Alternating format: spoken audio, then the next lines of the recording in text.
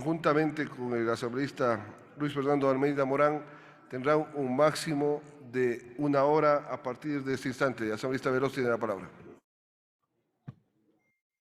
Muchas gracias, señor presidente. Buenos días con todos los colegas legisladores y también con todo el pueblo ecuatoriano que en este momento se encuentra a la expectativa del desarrollo de este proceso de juicio político en contra de quienes han secuestrado la justicia.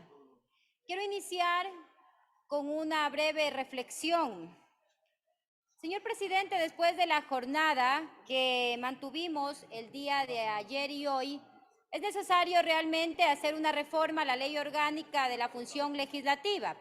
¿Y por qué lo digo? Porque no existe igualdad de armas, tanto en la comisión como en el pleno de la Asamblea.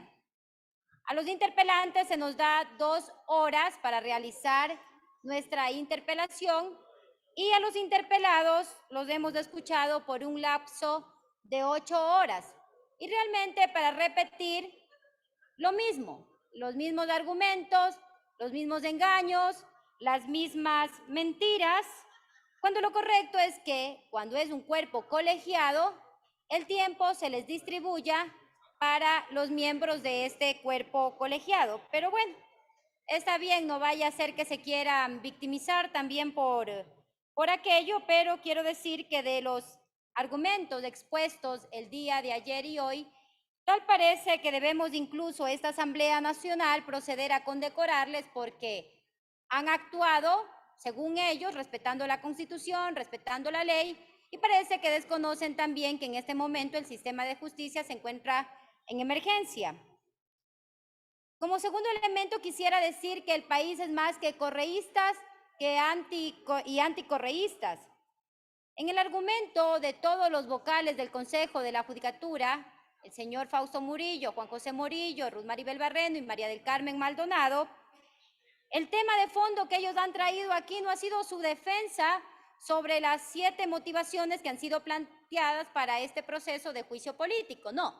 Su defensa ha sido venir a querer evaluar fallos de jueces, a querer evaluar gestiones anteriores, a querer evaluar incluso la gestión del expresidente Rafael Correa, incluso querer evaluar la gestión del señor Gustavo Yal, y quedándose en esta parte, quisiera decirles que todos esos procesos que ellos hablan es de un Consejo de la Judicatura que ya no está en funciones, que ya no es susceptible de que la Asamblea Nacional ejerza el control político y la fiscalización, que de hecho ese Consejo de la Judicatura fue también convocado para un control de fiscalización en la comisión de ese entonces, presidida por María José Carrión, y que archivaron ese proceso de juicio político porque todas las pruebas que estaban incorporadas eran falsas y así se lo pudo verificar porque faltaba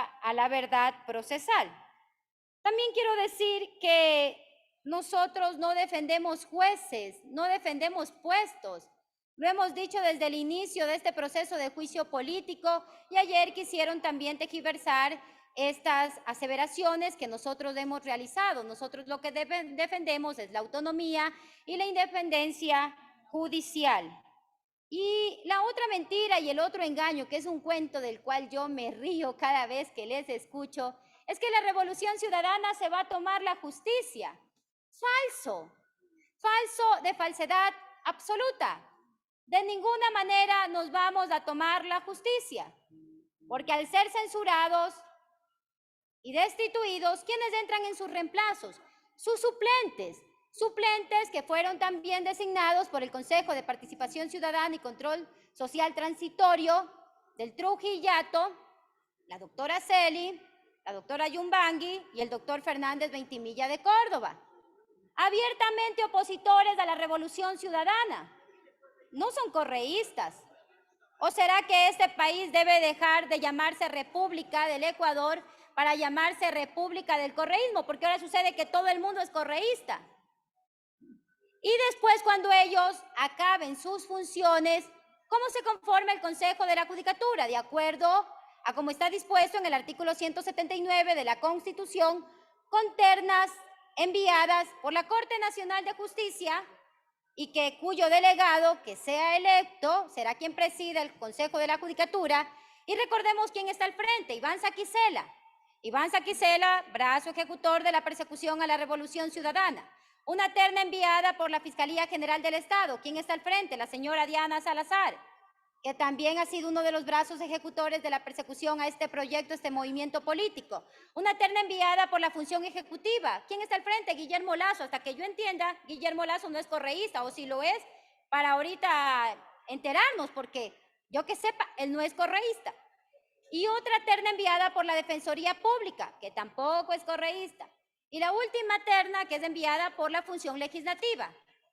Y como ustedes saben, la conformación de este Parlamento no solamente es con los 47 legisladores de UNES. Hay otras fuerzas políticas, la bancada de Pachacutic, de la Izquierda Democrática, Acuerdo Nacional por el Cambio y la bancada social cristiana. Entonces, ¿cómo nosotros nos vamos a tomar la justicia? Y de palabras textuales del mismo señor Fausto Murillo, indicó cuando se le consultó, se le preguntó el día sábado 13 de agosto si cesarles y destituirles causa efecto de anulación de sentencia, dijo que no causa efecto de anulación de sentencia. ¿Por qué se contradicen? ¿Por qué mienten? Basta de engaños. Por favor, solicito que se reproduzcan 3 videos que envié a Secretaría.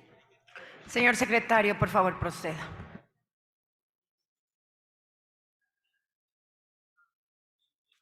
Con su autorización, presidente encargada, procedemos con la reproducción solicitada.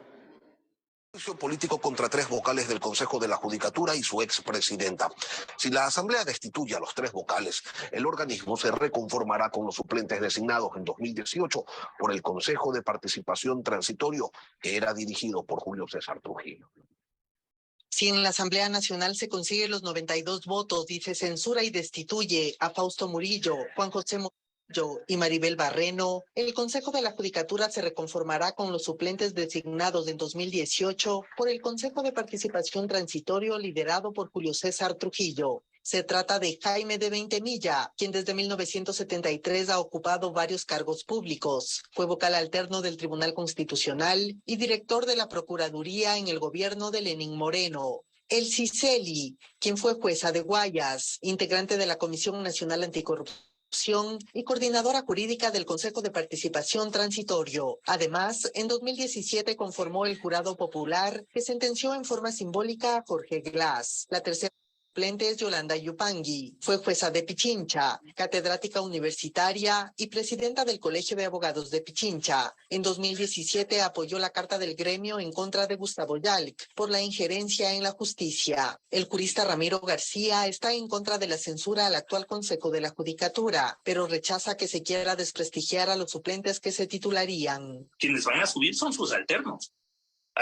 de primer nivel, y que de ninguna manera se van a prestar para el juego político al que les quieren llevar las organizaciones políticas que están detrás de la destitución. Los otros 2 vocales del Consejo de la Judicatura son Javier Muñoz, quien no enfrenta el juicio político, y Álvaro Román, quien reclama la presidencia del organismo. Su abogado... Murillo, usted ha señalado que el juicio es porque se quiere tomarse la justicia, eso lo dijo en su exposición. Eso es una frase que se repite y también es una falacia. Explíquenos cómo se conforma el Consejo Nacional de la Judicatura y cómo se podrían tomar la justicia y quién, pero sobre todo cómo podrían hacerlo. Explíquenos usted cómo se conforma el Consejo de la Judicatura. Adelante. Señor presidente, el Consejo de la Judicatura, conforme las normas constitucionales, se conforma de la siguiente manera: ternas enviadas por la función legislativa, por la función ejecutiva, por la Fiscalía General del Estado, por la Defensoría Pública y por la Corte Nacional de Justicia. Con su respuesta ha quedado claro que de ninguna manera la Revolución Ciudadana podría tomarse la justicia porque el artículo 179 dispone cómo se conforma el Consejo de la Judicatura. Pero también le voy a decir algo. Quien preside el Consejo de Participación Ciudadana y Control Social es el señor Ulloa, afín y funcional al gobierno del presidente Guillermo Lazo, igual que el Procurador General del Estado. Entonces, ahí hablamos y vemos otra mentira más. Mentira. porque de ninguna manera, ni el quien preside el Consejo de Participación Ciudadana y Control Social es correísta, ni mucho menos se puede nombrar a los vocales conforme lo dispone el artículo 179 de la Constitución. Murillo. ¿El resultado de juicio político anula sentencias judiciales? ¿Sí o no? El resultado del juicio político ¿Anularía sentencias judiciales? ¿Sí o no? De ninguna manera. De ninguna manera. El resultado de este juicio político no anularía sentencias judiciales. Esa es mi pregunta. ¿Anula o no anula? No anula. No anula. De ninguna manera anula. De ninguna manera. Muchas gracias. El resultado del juicio político. El resultado de este juicio político. Muchas gracias. Colegas legisladores, pueden observar las palabras textuales del señor Fausto Murillo. No anula sentencias. Entonces no entiendo por qué han emprendido una acción de desinformar y pretender engañar al país para seguir sosteniendo un cargo del cual ellos debieron haber salido el mismo día que la Corte Constitucional emitió la sentencia 37-19-IN-21 por decencia, por tener un ápice de vergüenza. Lastimosamente, no lo hicieron.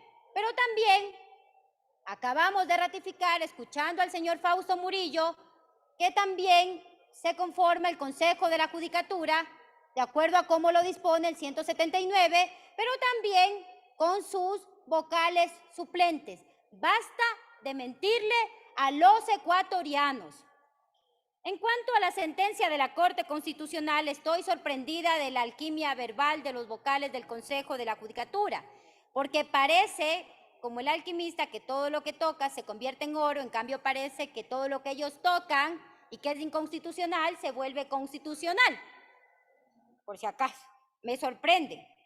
Y que incluso tal parece que la sentencia de la Corte Constitucional ha sido un reconocimiento a su excelente labor.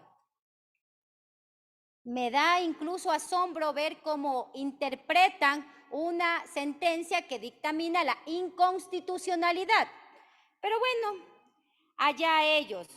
La realidad es que quieren seguir engañando a los ecuatorianos y se olvidan que es inconstitucional. ¿Y qué es inconstitucional? Precisamente es actuar conforme, de manera contraria a lo que dicta la Constitución.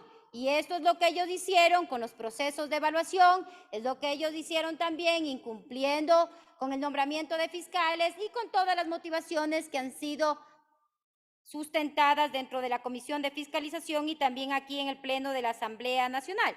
Pero voy a ratificar lo que estoy diciendo de acuerdo a lo que dice la sentencia, porque como dije, la sentencia hay que leerla de manera completa, todo el contexto, todas las hojas de la sentencia, no leer pedacitos como lo hicieron ayer, leer la mitad del párrafo, omitir lo que dice después, para intentar seguirse protegiendo y engañando al Parlamento y al país.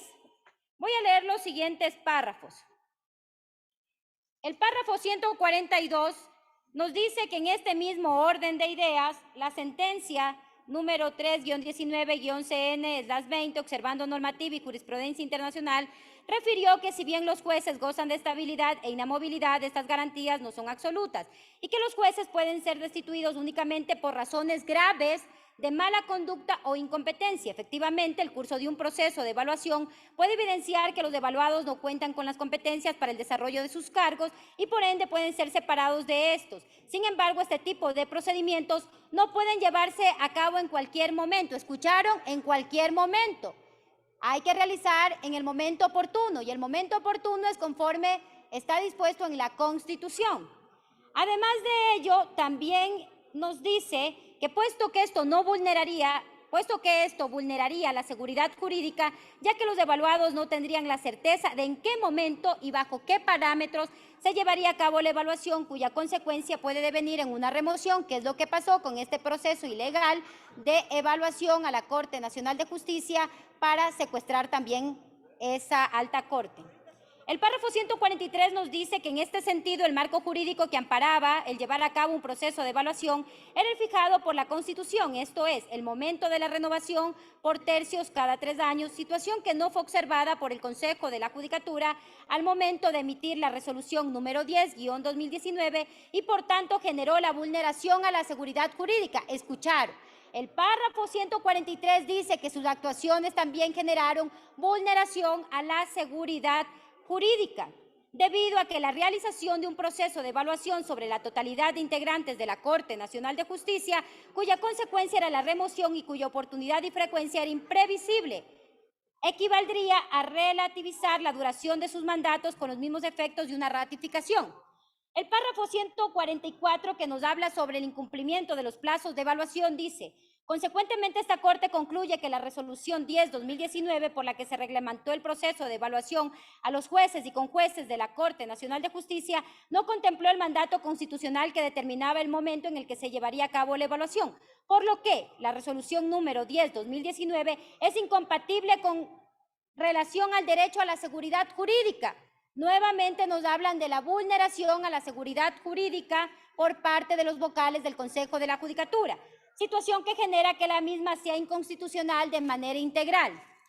El párrafo 146 nos habla de la vulneración de los derechos de los jueces. Ahora bien, esta Corte considera que la incompatibilidad de la resolución número 10-2019, emitida por el Consejo de la Judicatura con el derecho a la seguridad jurídica, habría generado vulneraciones a los derechos de los jueces y conjueces de la Corte Nacional de Justicia, evaluados y removidos, los cuales deberán ser reparados en tal sentido con fundamento en el artículo 133 de la Ley Orgánica de Garantías Jurisdiccionales y Control Constitucional. Y ahí es donde le toca pagar a los ecuatorianos sus acciones ilegales en una suma que oscila entre los 7 millones de dólares. El párrafo 147 nos dice, y que este párrafo es el que lo leían un pedacito y no todo el contexto del párrafo, solo lo que les conviene. En atención a lo mencionado respecto a la pregunta planteada en este organismo, concluye que la remoción a los jueces y conjueces de la Corte Nacional de Justicia, como efecto de su evaluación per se, no se contrapone a la garantía de inamovilidad respecto a la independencia judicial. Sin embargo, la inobservancia constitucional respecto a la oportunidad para efectuar la evaluación sí es incompatible con la seguridad jurídica, lo que deviene en que la resolución número 10-2019 sea inconstitucional de manera integral. Aquí nos dicen claramente que todas estas acciones que están dentro de los reglamentos 10-2019 y 35-2019 fueron inconstitucionales por también vulnerar la seguridad jurídica, además que vulneraron también el principio de legalidad. También me voy a permitir leer la parte resolutiva de la decisión. El numeral 2 nos dice declarar la inconstitucionalidad por el fondo de la resolución 10-2019, así como el tercer inciso del artículo 10 de la resolución número 35-2019 por ser contraria al principio de legalidad. ¿Y qué nos dice la Convención Americana sobre el principio de legalidad? Aunque el principio de legalidad y el correspondiente derecho a todas las personas a la legalidad parece referirse más a problemas de fondo que procesales, tienen sin embargo repercusiones importantes en el debido proceso, aún en su sentido estrictamente procesal. En los términos más generales del principio de legalidad, en un Estado de Derecho postula una forma especial de vinculación de las autoridades e instituciones públicas al ordenamiento jurídico a partir de su definición básica, según la cual toda autoridad o institución pública solamente puede actuar en la medida en que se encuentre facultada para hacerlo por el mismo ordenamiento jurídico. Solamente estaban facultados para actuar conforme lo dice la Constitución y la ley, no basándose en exhortos. El numeral 5 de la parte resolutiva de esta sentencia nos dice: Con sustento en el artículo 137 de la Ley Orgánica de Garantías Jurisdiccionales y Control Constitucional, se dispone que la jurisdicción contencioso-administrativa ejerce el mecanismo de reparación correspondiente respecto a los jueces y conjueces de la Corte Nacional de Justicia que pudieran creerse afectados en sus derechos, sin que esto signifique que puedan ser reintegrados a sus cargos debido a que existen situaciones jurídicas consolidadas. Es así que las sentencias de la Corte Constitucional son de cumplimiento obligatorio, no son susceptibles de recurso alguno. Y esta sentencia debe cumplirse más allá de lo que ustedes interpreten a conveniencia. Lo de fondo en la declaración de inconstitucionalidad es la evaluación realizada por haber afectado a la seguridad jurídica, y la seguridad jurídica es un elemento constitutivo del debido proceso de evaluar y separar a los jueces vulnerando la seguridad jurídica. Y por tanto, el debido proceso violó la independencia, cuando no se respeta el debido proceso, viola la independencia judicial, y que es el deber fundamental del Consejo de la Judicatura velar porque se respete la independencia judicial. Y por lo tanto, también han incumplido sus funciones. Se deben citar incluso, por honor al tiempo no se puede, fallos de la Corte Interamericana de Derechos Humanos en este sentido. Además de eso, aquí, hoy y ayer se ha repetido que es legal la evaluación. Y por supuesto que eso ayuda siempre y cuando se haga con fines de mejora continua. Nosotros no estamos en contra de los procesos de evaluación. Nosotros estamos a favor que se evalúen a los jueces, a los fiscales, a los notarios. Incluso pienso que este Parlamento también debe ser evaluado. Todas las instituciones, los funcionarios públicos debemos ser evaluados, pero respetando lo que dice la Constitución y lo que dice la ley y no haciéndolo de manera antojadiza con otros fines. Además de ello, aquí se hizo al margen de la Constitución y de la ley este proceso de evaluación, porque así lo dice la sentencia de la Corte Constitucional, que son competentes en función de materia y el territorio, pero no en función del tiempo. El tiempo. Y eso la Corte se los dijo, que no tenían competencia en función del tiempo y por eso fue inoportuna. Entiéndalo. Me extraña que ustedes, catedráticos, vocales del Consejo de la Judicatura, desconozcan estos elementos.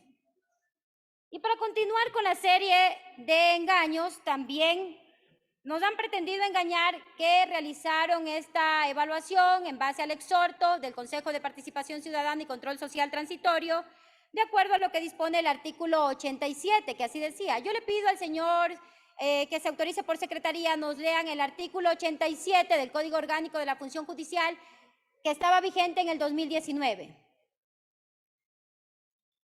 Proceda, señor secretario.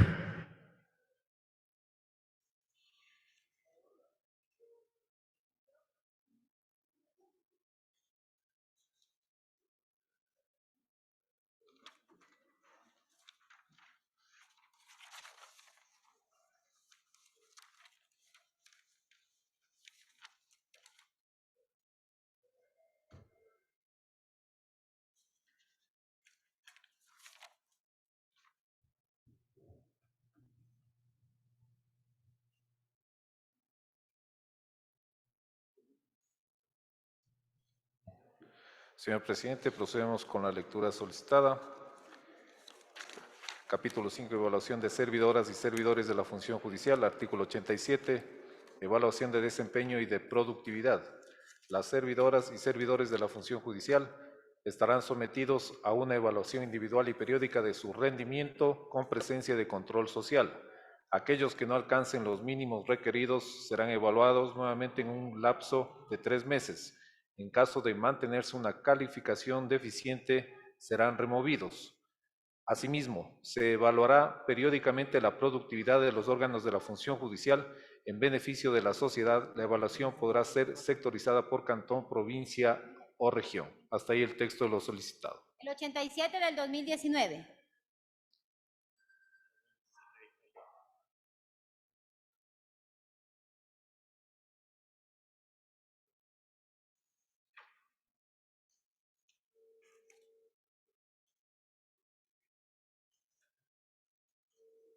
Bueno, mientras tengamos los dos artículos del 87 del Código Orgánico de la Función Judicial del 2019 y el 2020, voy a continuar con mi derecho a la réplica. Con el tema del banco de elegibles, se les olvida a los vocales del Consejo de la Judicatura que en derecho público se puede revisar los actos administrativos del mismo cuerpo colegiado. Y sí es contradictorio que teniendo esa competencia, de acuerdo a lo que dice la ley, no hayan ustedes, si decían que estaba agotado el banco de elegibles, declarar esa nulidad para que se respete los artículos 72 y 73 del Código Orgánico de la Función Judicial. Pero son prolijos en respetar y acatar exhortos, pero no son prolijos en respetar lo que dice la Constitución y lo que dice la ley, lo que demuestra claramente que su acción era tomarse la Corte Nacional de Justicia. ¿Y por qué también lo digo? Porque los señores vocales del Consejo de la Judicatura enviaron una consulta a la Corte Nacional de Justicia y después se dieron cuenta que quizá esta consulta no vendría favorable para ellos y lo que hicieron fue retirarlas y después valiéndose del primo del Procurador General del Estado, el señor Pedro Crespo, enviaron una consulta al Procurador omitiendo que existía un banco de elegibles, inclusive cayendo en perjurio y dolo, y ahí el Procurador dijo que, basándose en que existía una acción extraordinaria y emergente para poder cubrir los reemplazos de los jueces y conjueces cesados, el Consejo de la Judicatura elabora el perfil. Situación extraordinaria y emergente que ellos mismos crearon. Y lo que prefirieron es hacer caso omiso y hacer lo que ellos les dio la gana. En la práctica, lo que ellos quisieron, y como nuevamente digo, interpretar de manera equivocada la Constitución y la ley. Pero también cabe recordar en el tema de los reglamentos que aquí ellos mismos han aceptado el cambio de los parámetros dentro del reglamento, que el Consejo de la Judicatura tomó 3 sentencias para calificar sobre 2. Pero además de eso, le dieron un valor de 0.50 y cualquier niño de escuela primaria sabe que multiplicar 0.50 por 3 jamás va a dar 2 puntos. En ese sentido, cambiaron ustedes el reglamento y también de esa forma, quiero decir que a confesión de parte, relevo de pruebas. El vocal Juan José Morillo habló 10 veces de la interferencia de funciones del anterior Consejo de la Judicatura, pero hasta ahorita no ha tenido la delicadeza y la valentía de decirle a los ecuatorianos y a esta asamblea si de esos audios es su voz o no es su voz, donde intentaba interferir en un fallo judicial. ¿Es su voz o no es su voz? Donde se habla de repartir 20 puestos en la Corte Nacional de Justicia. Hasta el momento no le ha dado explicaciones al país ni a este Parlamento. Debería tener un poquito, y perdónenme si lo digo así, un poquito de decencia y darle cuentas al país, porque el país necesita respuestas sobre estos audios filtrados, que en cualquier país democrático es razón más que suficiente para proceder con su censura y destitución. Y en cualquier país que se precie de democrático habría sido ya un terremoto mediático por parte de los medios de comunicación, pero parece que muchas veces ya se está naturalizando este tipo de actos y el cinismo que los medios de comunicación no hacen trascender estas noticias. Esperamos las explicaciones de este audio, señor Juan José Morillo. Y el señor Fausto Murillo dijo que el exhorto era obligatorio porque la consulta le había dado poderes constituyentes. El Consejo de Participación Ciudadana y Control Social Transitorio, le recuerdo que en la consulta del año 2018 no tuvo análisis de constitucionalidad. Ni en la pregunta 3 ni en los anexos se dice que el Consejo de Participación Ciudadana y Control Social Transitorio tiene poderes extraordinarios, peor aún de una constituyente. Ningún aspecto del anexo le facultaba a este Consejo a buscar incidir en la justicia y menos evaluar a los jueces por fuera de la ley. Les invito a revisar los anexos de la pregunta 3 y verán que el exhorto no tenía base legal y no podía contradecir la Constitución.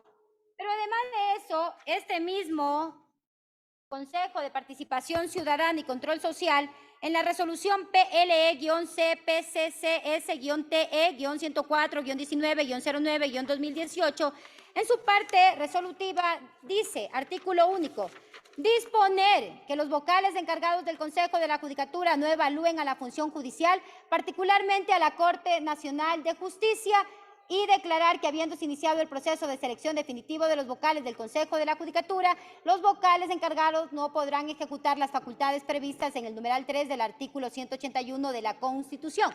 No sé por qué aquí, en cambio, no acataron esta resolución que les enviaba el Pleno del Consejo de Participación Ciudadana y Control Social Transitorio. Sobre los 11 millones de dólares que hablaron de reparación integral, sobre la sentencia, les quiero decir que la sentencia de la Corte Constitucional dice que hay que indemnizar a los jueces que fueron destituidos, como ya leí anteriormente. Y en la sentencia que se declara el error inexcusable como inconstitucional, no dice que hay que indemnizar porque se aplicó la ley. Lo que está pasando es que jueces que salieron regresan a ser sus compañeros para pedir indemnizaciones. En tal forma que esto también es su responsabilidad por no defender al Consejo de la Judicatura. Y también nos hacemos una pregunta, ¿habrá negociado en esto por no defender al Consejo de la Judicatura?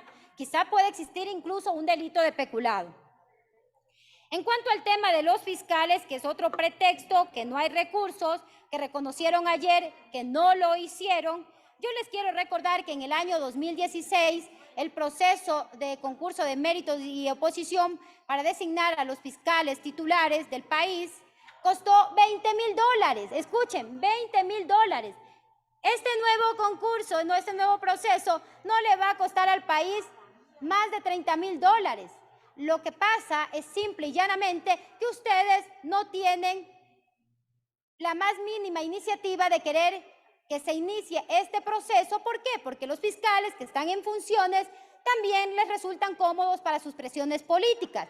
Y existiendo más de 70 fiscales de categoría 3, no han podido contestar cómo es que en 2 provincias del país existen 2 fiscales bajo la figura de encargo de categoría 1. Y tanta es su inoperancia que prefieren gastar más en la pauta con los medios de comunicación, más en la pauta que han empleado durante todos estos días para poder tergiversar la información del por qué se les ha llamado a este proceso de juicio político. Quisiera que le digan al país cuánto nos ha costado esa pauta, cuánto le ha costado al país la pauta que ustedes en este momento tienen, cuando lo correcto fuera que esos recursos se utilicen para este proceso de poder suplir las partidas de fiscales provinciales titulares que en este momento nosotros no tenemos. Además de eso, son solo 70 postulantes que estarían para la categoría 3. Como ya les dije, no sería más de entre una suma de $25.000 a $30.000. Pero también dicen que no tienen recursos. Yo les quiero recordar que según el artículo 14 del Código Orgánico de la Función Judicial, el Consejo de la Judicatura tiene principio de autonomía económica, financiera y administrativa. La función judicial goza de autonomía económica, financiera y administrativa. Administrativamente se rige por su propia ley, reglamentos y resoluciones bajo los criterios de descentralización y desconcentración. El Estado tendrá la obligación de entregar los recursos suficientes para satisfacer las necesidades del servicio judicial que garantice la seguridad jurídica. El incumplimiento de esta disposición será considerado como obstrucción a la administración de justicia. También están obstruyendo a la administración de justicia.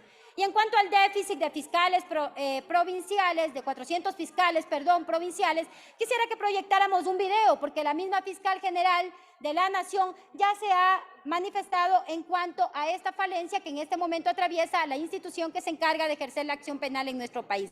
Por favor, que se reproduzca el siguiente video. Prosiga, señor secretario. Con su autorización, señor presidente, procedemos. El crimen, señores asambleístas, no baja, no da tregua. Sin embargo, el nombramiento de fiscales va a la baja.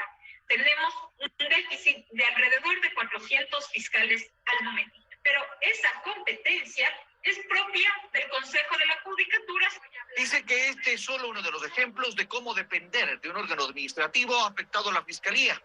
Y eso sin contar las demoras para temas como jubilaciones, supresión de puestos, desvinculaciones y algunas facultades limitadas de la propia fiscal. No tiene posibilidad de nombrar un agente fiscal menos aún de designar a los fiscales provinciales que tienen que dirigir las investigaciones en cada provincia. Es que según la Constitución, el Consejo de la Judicatura no solo supervisa, sino que ejerce control sobre la Fiscalía. Y eso puede ser peligroso, ejemplifica Salazar.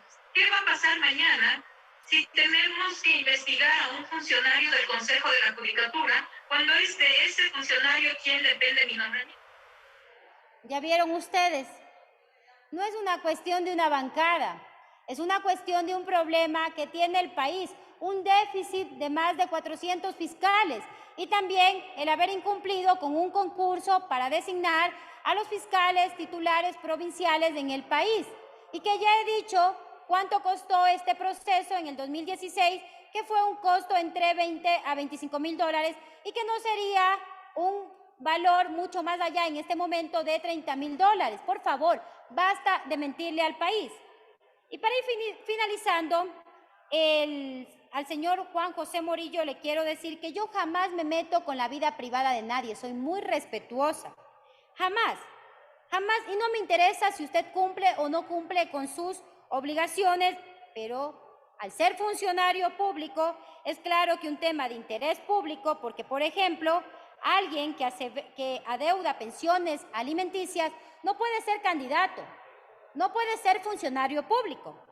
Como decimos las feministas, lo personal es político. Aquí lo verdaderamente grave y el tema de fondo es que esta causa se eliminó del sistema SASYE abusando de su poder que tiene dentro del Consejo de la Judicatura. La vocal Ruth Maribel Barreno ayer nos hablaba de una muerte cruzada que no tiene nada que ver con este proceso de juicio político, pero lo que sí demuestra es que esta funcionaria es proclive al gobierno y que son funcionales al gobierno del presidente Guillermo Lasso. En cuanto al señor Swing, al doctor Swing y Durango, que es también otra de las motivaciones, que habría que indemnizarlos por el tiempo que no actuaron por terminar su periodo, no se le puede dar dinero por el tiempo que no actuaron y al mismo tiempo mantenerlos en el plazo. Eso sería doble indemnización y podrían ellos caer también en peculado porque la sentencia lo dice y por tanto se ordena la restitución a sus cargos en el término de 5 días de ejecutoriada de esta sentencia de juez de la Corte Nacional de Justicia. Y que es lo que ellos ayer sustentaron, que existía una sentencia aparte de la Corte Provincial. Y ellos, conocedores del derecho, sabrán que una sentencia de la Corte Provincial de Justicia no está por encima de una sentencia de la Corte Constitucional. Y al señor Fausto Murillo, como es un defensor de las devaluaciones a los jueces, podría comenzar diciéndonos a esta asamblea y al país cómo fue que cuando él era juez no se quiso someter a un proceso de evaluación que lo dispuso el pueblo mediante un referéndum de consulta popular en el año 2011. Prefirió no ser evaluado y renunciar con una indemnización de más de 35 mil dólares. Esperamos respuestas también sobre eso, porque como él es respetuoso de las devaluaciones, no sabemos por qué él no se sometió a este proceso. Y la vocal Barreno y el vocal Murillo aducen que la selección de conjueces temporales se hizo con base a un perfil aprobado con el Consejo de la Judicatura. Y en este punto cabe hacerles también reflexionar que para incluir o solicitar un perfil de servidores de la carrera jurisdiccional amerita una reforma inminentemente al Código Orgánico de la Función Judicial, hecho que no sucedió, por lo que el perfil aprobado por ustedes careció y carece de legitimidad, más aún cuando el artículo 200 del Código Orgánico de la Función Judicial ya prevé la única y legal forma para reemplazar a los titulares de la Corte Nacional de Justicia. Finalmente, quiero decirles que no tienen forma de cómo justificar el nombramiento de fiscales, que no les pueden responsabilizar a quienes salieron hace más de 4 años del Consejo de la Judicatura sobre esta ineficiencia institucional, que no es un problema de financiamiento como ya lo señalé. No han dicho cuánto costará el concurso y cuánto cuesta la campaña publicitaria en radio y televisión. Es decir, cuánto nos cuesta la pauta.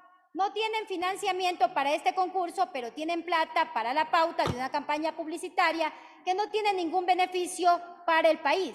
Los interpelados han venido con la estrategia de hablar de anteriores administraciones que no están aquí presentes para defenderse. Parece que solo a los procesados no les afectó ni asumen la importancia de que exista un pronunciamiento de la Relatoría Internacional, que existe una sentencia del máximo organismo constitucional, que hay una sentencia de la Corte Provincial, que en los últimos se solicita indemnización, que a pesar que el Colegio de Abogados de quien fuera el presidente, el evaluador, que dice que no evaluó, que les exhortaron desde Participación Ciudadana, que la Comisión Nacional Anticorrupción incluso les haya realizado una rueda de prensa, que los jueces se pronuncien rechazando su proceso y que los medios, sí, los medios hayan denunciado las barbaridades de sus acciones. Si es como dicen que les otorgaron superpoderes, lo único que no debían hacer es saltarse la ley como lo vienen haciendo. ¿Qué le van a decir mañana a la ciudadanía? Que en el concurso que pretenden promover ustedes son a los menos malos.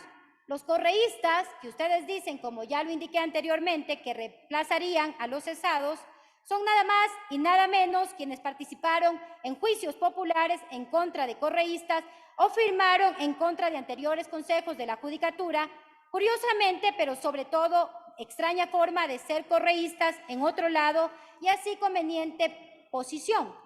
¿Y por qué mejor no se le explica a la ciudadanía por qué no hacen su trabajo y vienen aquí a llenarse de pretextos banales acompañados de serviles o cordiales comunicados para que el gobierno les otorgue los recursos necesarios? ¿Acaso ustedes, señores vocales del Consejo de la Judicatura, no saben que de no tener respuesta sería considerado obstrucción a la justicia, como ya lo señalé en el artículo 14 del Código Orgánico de la Función Judicial, y que van a seguir enviando al Ministerio de Finanzas esquelas a la espera de tener alguna respuesta? La elástica y conveniente posición de su lenguaje jurídico no solo que ha acompañado en todo su relato impreciso y lleno de verdades a medias durante la comisión, sino también aquí en el Pleno de la Asamblea Nacional. Sus mentiras están acompañadas de impunidad y la complicidad de quienes pretendan dar la espalda a la gente, a la justicia. Precariedad es haber llegado a decir en la comisión que no hay para tóner porque la guerra en Ucrania no permite que haya tóners en el país para que puedan imprimir en la Fiscalía General del Estado. Eso dijo una vocal, la vocal Barreno, que por la culpa de la guerra en Ucrania es el problema dentro de la emergencia judicial. Apología es venir con el cinismo que les ha caracterizado, donde han convertido a la judicatura en una pista de corrupción, donde cada piso resulta un peaje, porque han pasado del reparto de hospitales al reparto de notarías, y ustedes son los culpables de haber pulverizado la institucionalidad de la función judicial. ¿Cómo estará de secuestrada la justicia? Que tienen tantas cosas escondidas que cada día y cada momento se van revelando, que incluso emiten certificados para que no tengan impedimentos de ejercer servicio público cuando sí lo tienen. De esa forma hemos demostrado que una vez más los vocales del Consejo de la Judicatura han incurrido en incumplimiento de funciones. Y para finalizar voy a permitirme leer una frase del libro de Miguel de Cervantes en su novela El Don Quijote de la Mancha, en la página 1033, que decía Don Quijote: pero su San Martín se le llegará como a cada puerco, que las historias fingidas tanto tienen de buenas y de deleitables cuando se llegan a la verdad o a las semejanzas de ella, y las verdaderas tanto son mejores cuando son más verdaderas. Así es que a cada persona que actúa vulnerando principios constitucionales, que actúa faltando a la verdad procesal, también les llegará su San Martín, como acertadamente lo dice en la obra de Don Quijote de la Mancha. Muchas gracias.